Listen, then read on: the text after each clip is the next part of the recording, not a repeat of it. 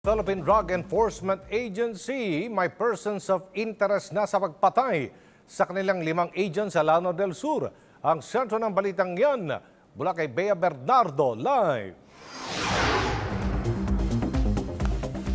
Aljo, sa patuloy na pagguling ng kaso kaugnay nga sa mga tinabangan na PIDEA agent, 2 hanggang 3 lokal na opisyal na ng Lanao del Sur ang kinukonsiderang person of interest sa kaso. Ayon kay PIDEA spokesperson director Derek Carion, madami ani ang naging accomplishment ang ahensya sa probinsya kung saan ilang high value target nga ang kanilang naaresto. Ang isa nga sa kanila ay ang provincial board member at kasamahan nito na nahuli nung nakaraang buwan lamang. Kasama pa rin naman sa investigasyon ng 4 na pulis na umano'y nang iwan sa mga PIDEA agent nang nangyari ang nasabing ambush. Kaugnay nito, nagbigay na ng direktiba si PIDEA Director General Aaron Aquino sa lahat ng regional director na mas paigtingin pa ang kanilang ginagawang pag-iingat lalo na pag sila ay nasa field o nagtatrabaho. Lalo na ngayon na nadagdagan pa ang kanilang mga tauhan. 165 na bagong agent ang nagtapos sa PIDEA Academy ngayong araw. Dumaan sila sa 6 na buwang pagsasanay nagsimula noong Abril. Dito, sinubok ang kanilang talino at ang kanilang lakas.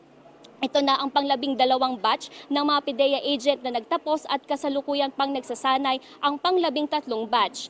Hindi naman nakadalo si Aquino sa nasabing graduation dahil kasalukuyan siyang nasa Davao City upang kamustahin ang nakaligtas nilang agent. Inaasahaning dadalaw si Pangulong Rodrigo Duterte sa mga nasabing nasawing PIDEA agent. At yan muna ang latest mula dito sa Tagaytay City. Bea Bernardo para sa Bayan. Aljo.